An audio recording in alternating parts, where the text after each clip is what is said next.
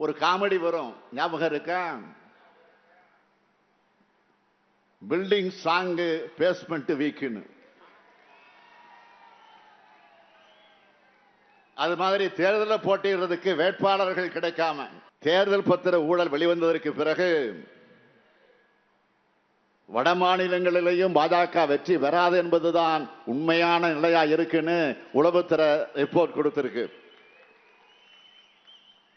இதனாலையும் பிரதமர் மோடி தூக்கத்தை தொலைச்சிட்டு பதட்டப்படுகிறார். பதட்டத்தில் என்னென்ன செய்கிறார் தெரியுமா? ஜார்க்கண்ட் மாநிலத்தினுடைய பழங்குடியின முதலமைச்சர் ஹேமந்த் சோரன் அவர்களையும் டெல்லி மாநில முதலமைச்சர் அரவிந்த் கெஜ்ரிவால் அவர்களையும் ஈடியை விட்டு அரஸ்ட் பண்றார். கம்யூனிஸ்ட் கட்சிக்கும் காங்கிரஸ் கட்சிக்கும் வருமான வரித்துறையை ஏவி விட்டு நோட்டீஸ் விடுறார். எதிர்கட்சி எம்பிக்கள் எதிர்த்து பேசினா சிபிஐ ரெய்டு விடுறாரு. ஒரு சில பத்திரிகைகள் இதை பத்தி விமர்சிக்கிறாங்க. ஆனா எதுக்கும் அவரிடமிருந்து பதில் இல்லை. தேர்தல் நேரத்தில் பாஜகவுக்கு இப்படி கூட்டணி கட்சிகளை போல இடி, சிபிஐ, ஐடி ஆகியவற்றை பிரதமர் பயன்படுத்துகிறார் என்றால் உச்சக்கட்ட தோல்வி பயத்தில் இருக்கிறார் அர்த்தம். எப்படியாவது ஆட்சிக்கு வரணும் என்ற வெறியில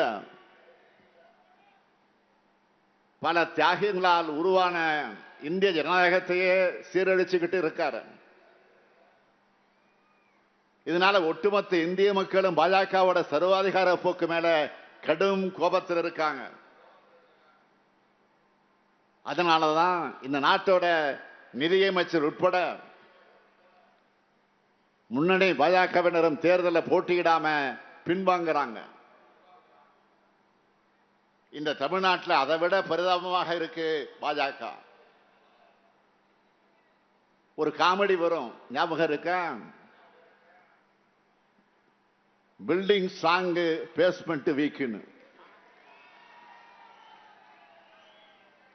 அது மாதிரி தேர்தலில் போட்டியிடுறதுக்கு வேட்பாளர்கள் கிடைக்காம கவர்னர் சிட்டிங் எம்எல்ஏன்னு கூப்பிட்டு நிறுத்தி அது நியூஸ்ல இருக்கணும்னு பாக்குறாங்க. இதுல இருந்து என்ன தெரியுது?